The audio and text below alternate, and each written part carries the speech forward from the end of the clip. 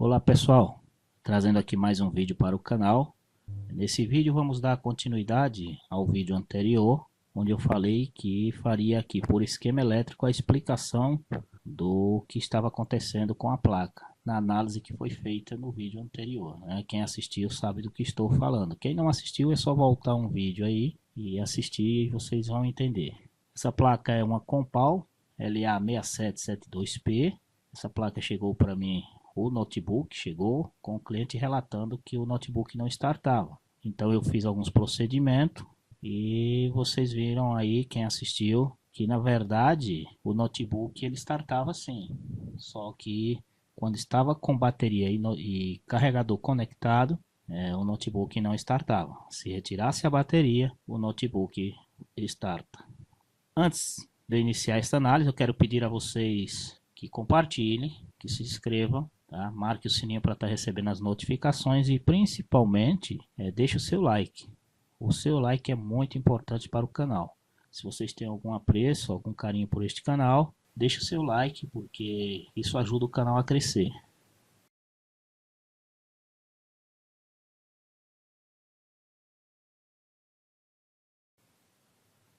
Olá pessoal, vou trazer para vocês aqui uma dica que eu acho que vocês vão gostar. Em meados agora de dezembro, já vai estar disponível um pacote sobre o circuito de charge. Nesse pacote, vamos falar desde as placas de antigas arquiteturas que utilizam ponte norte e ponte sul, como também as novas arquiteturas. Vamos falar sobre o circuito de charge da Dell, da Acer, Compal, Samsung, Sony Vaio, Asus e outras. O que seria esse pacote? Eu vou falar todo o funcionamento do circuito de charger? Não. Por quê? Porque alguns circuitos de charger eles são muito complexos e levaria horas de gravação para se falar apenas de um circuito de charger. E aí se tornaria um vídeo cansativo. E aí o conteúdo principal que você realmente precisa absorver acaba que você passa despercebido por assistir uma aula cansativa. Então, o que eu passo nesse pacote são apenas pontos cruciais que vocês precisam saber, precisam entender. São pontos onde eu aplico no meu dia a dia na bancada, é meu método de análise. Então é isso que eu vou passar para vocês. Eu vou mostrar para vocês o que eu meço, que conclusão eu tiro. Com essas conclusões eu consigo saber se eu tenho um problema no circuito de entrada do carregador, se eu tenho um problema no circuito de entrada da bateria, se eu tenho um problema no circuito de carga da bateria, se eu tenho um problema no CI de charger, com simples medições. Então é isso que eu vou passar para vocês. Vou passar através do esquema elétrico, tá? Explicar no esquema elétrico e vou simular em algumas placas também essas medições. Vou simular defeitos em algumas placas. Eu não vou simular em todos os modelos que eu fiz os vídeos, porque não tenho as placas à disposição. É um simulado que eu trarei para vocês medições feitas com multímetro e medições feitas com osciloscópio. Tá? Nesse simulado vamos pegar algumas placas, na maioria em bom estado, para que vocês possam entender o funcionamento dela em bom estado. Vamos simular defeitos, vamos colocar defeito nessa placa, para que vocês possam compreender no que eu vou apresentar para vocês. Então vamos colocar defeitos em certos pontos. Vai dar para colocar em todos os setores? Não, mas em alguns pontos sim, e vocês vão ter mais clareza do que eu estou falando. E será apresentado tanto com multímetro e com osciloscópio, porque algumas pessoas não têm osciloscópio e vão utilizar o multímetro. E outros que têm osciloscópio estão acostumados a usar mais esse instrumento. Eu particularmente uso mais o osciloscópio, então também vão saber como se comporta o circuito através do osciloscópio, tá bom? Então assim, o que consiste? Eu estou aqui com um problema no circuito de charger e eu não sei se é o CI de charger. Eu vou passar para vocês nesse vídeo métodos que vai te dizer se o CI de charger está bom ou ruim. Eu vou passar para vocês métodos que você vai saber se o circuito de entrada está bom ou ruim com simples medições. Assim você não perde tempo, você não troca peça à toa e chega a um denominador comum com simples medições. Eu vou passar macete para você no momento que você está aí com o circuito de charge que não está carregando a bateria. Com simples medições você vai saber se é falha no circuito de charge ou se é a bateria. Se é bateria ruim, se é bateria errada. e etc. Então são simples medições que vão te ajudar bastante, tá bom? Esse pacote é um preço acessível. É claro que eu tenho que cobrar porque tem meu tempo, meu conhecimento, a minha técnica de trabalho que eu utilizo no meu dia a dia aqui na bancada, que será passado para vocês. Então, se vocês têm interesse, me procurem no Telegram. É no Telegram, só vou atender quem me chamar no Telegram. Lá eu passo o preço, a gente conversa e as formas de pagamento, tá bom? E como será? Eu não quero dinheiro adiantado de ninguém agora, ninguém vai me dar dinheiro agora. Eu só vou receber no momento que eu estiver com o pacote pronto já para enviar para vocês o toma lá da cá.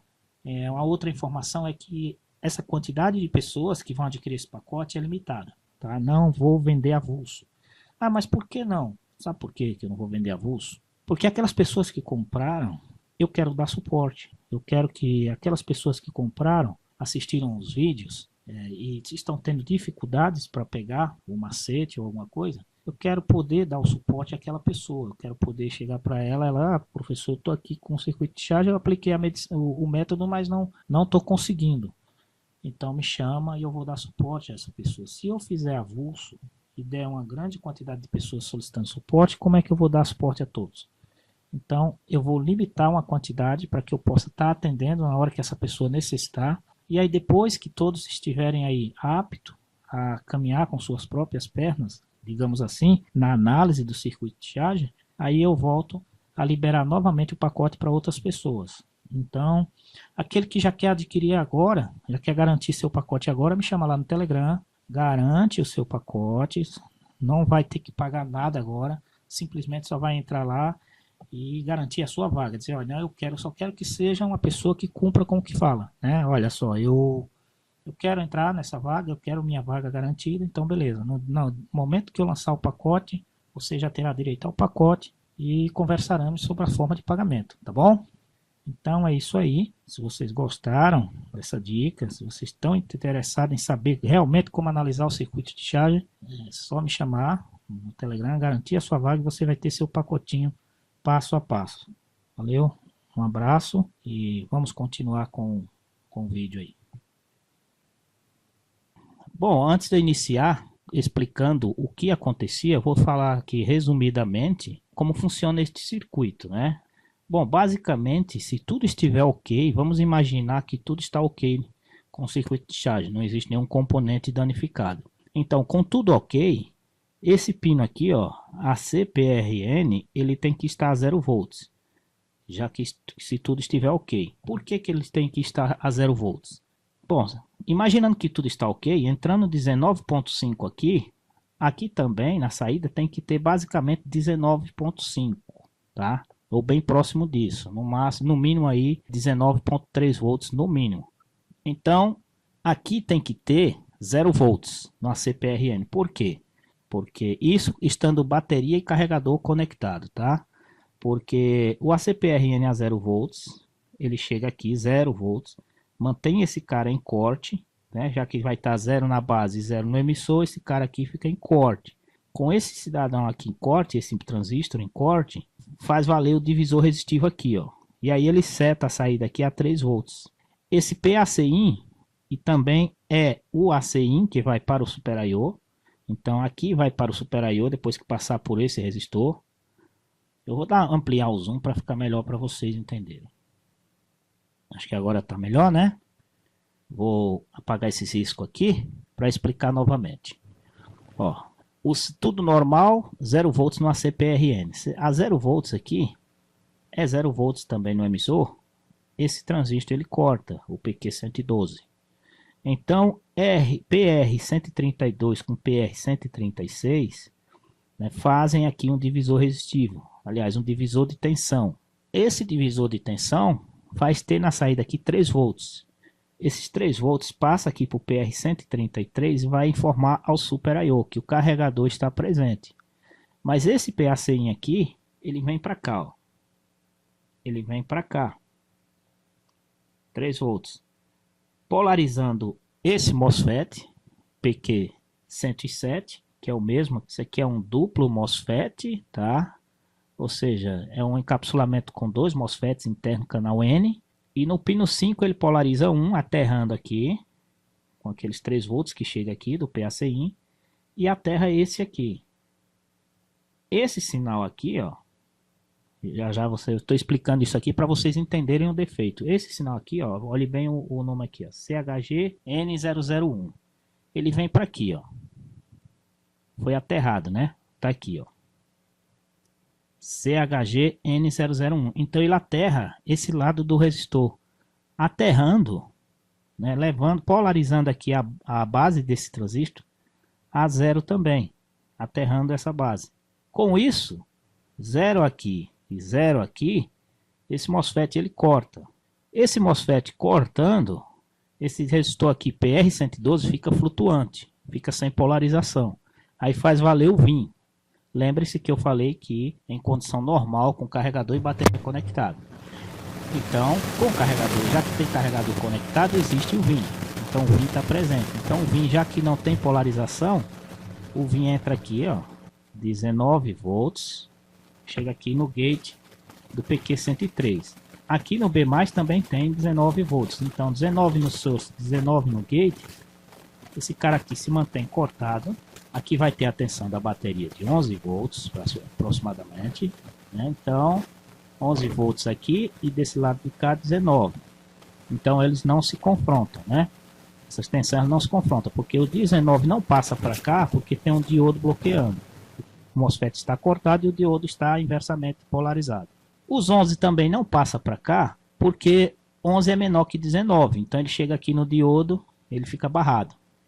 Isso em condições normais. Agora vamos entender o que estava acontecendo com o circuito. Eu vou apagar todo esse rabisco aqui para vocês entenderem o que estava acontecendo com o circuito, tá? Vou diminuir um pouco só para exemplificar aqui. Ó, eu tinha com a placa com defeito, quem assistiu o vídeo sabe do que estou falando. Com a placa com defeito, esse cara aqui estava em curto total, curto entre gate e source, gate, estava curto total entre os 3 pinos. Então eu tinha aqui 19 da fonte assimétrica. Vamos imaginar essa placa da mesma forma, o carregador do notebook e a bateria conectada. Esse cara aqui em curto. Agora vamos imaginar como se comporta ele com o defeito. Agora vamos imaginar o circuito com defeito, colocando esse cara aqui em curto, tá? Então, quem assistiu o vídeo anterior viu esse cara aqui, o defeito do notebook era esse cara aqui. Então, ele estava em curto entre dreno e gate e source, dreno e gate, gate e source, estava tudo totalmente em curto.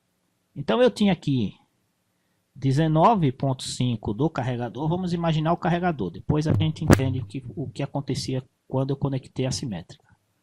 Vamos imaginar o que acontecia com o carregador conectado, carregador e bateria. Então eu tenho 19.5 do carregador, que chega aqui, passa pelo diodo, que está diretamente polarizado. Observe a posição do diodo, ele está diretamente polarizado, tem essa tensão de 19, ele passa pelo diodo independente do MOSFET estar chaveando ou não. Então passou pelo diodo, chegou nesse outro aqui, ele passou também porque ele está totalmente em curto. Então ele passou e chegou aqui 18.7 volts, chegou a uma tensão menor. Eu logo percebi que havia algo errado aqui, quando eu medi aqui no B+, quem assistiu o vídeo anterior viu, porque houve aqui, ó, uma diferença de quase 1 volts, de 0.8 volts de diferença. É uma diferença muito alta, ou seja, 0.6 é só da polarização do diodo aqui, né? Quem conhece diodo sabe que há a tensão de polarização do diodo. Então 0.6 é só da tensão de polarização do diodo, mais 0.2 do circuito. Por que 0.2 do circuito? Porque, querendo ou não, o circuito ainda consome um pouco pelo fato dessa tensão B+, ela ir para o circuito do PWM dos 3 e 5 volts. Então, quando aquele PWM de 3 e 5 volts ele é alimentado, ele libera as tensões dos LDO, né, dos reguladores internos. Essa tensão dos reguladores internos ela vai alimentar o Super I/O. É aí que o Super I/O precisa estar funcionando para entender a comunicação entre a bateria e o Super I/O. Também o circuito de charger que se comunica com o Super I/O. Então há um pequeno consumo, muito pouco, mas há esse consumo, tá? Então aqui havia uma queda de 0.8 volts que eu já achei grande. Então eu já sabia que tinha algo errado aqui. Entre a linha vinha aqui, ó, e o B+ aqui, eu tenho dois MOSFETs apenas. Esse circuito aqui é circuito de proteção. Poderia ser um problema aqui, poderia ser um problema no circuito, no CI de charger, ou algo relacionado ao CI de charger também poderia, tá? Como poderia ser os MOSFETs aqui. Mas o problema foi detectado que era esse cara aqui, em curto. Então vamos entender o que acontecia.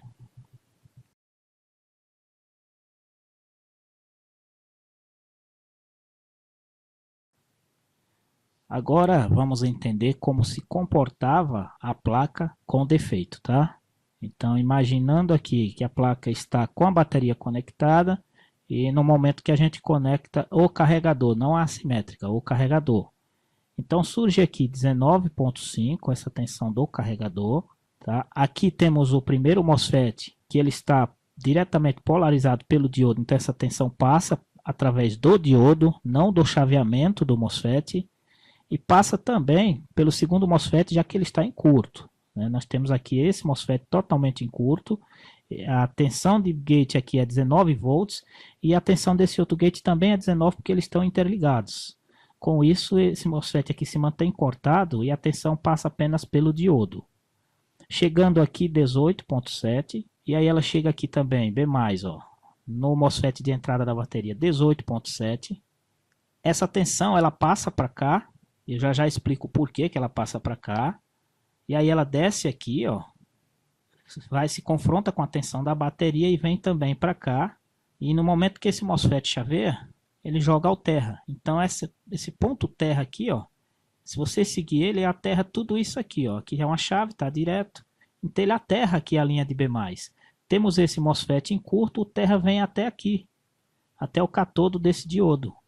Então, por isso que a tensão tem aí um alto consumo por 2 segundos, aproximadamente, um pouco menos, mas essa média, e aí faz com que o carregador acione proteção, entre em proteção. Quando o carregador entra em proteção, ele mata a tensão de 19 volts, e aí para restaurar precisa tirar da tomada, né, aguardar um instante e conectar novamente. Só que toda vez que se faz isso, relaciona a proteção. Era isso que estava acontecendo. Agora eu vou explicar para você por que estava acontecendo isso, por que essa tensão de B+, estava passando para cá. Tá? Eu apaguei aqui. Como foi dito, o ACPRN em perfeitas condições, ele é 0 volts. Porém, esse ponto aqui, junto com esse aqui, se você seguir a linha, ele vem aqui para esses dois pinos aqui do CI, de charger. Esse ponto aqui, ele monitora a corrente. Ele faz aqui o monitoramento da corrente que circula e encontrou uma falha.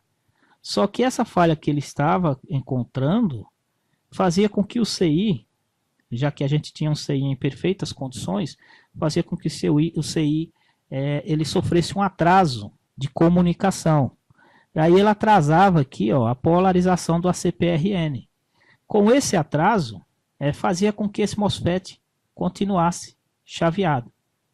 Para você entender melhor, como eu foi dito antes, o notebook sem o carregador, a bateria estando boa, apenas descarregada, ela mantém uma carga suficiente para o circuito de controle fazer com que esse cara aqui fique chaveado.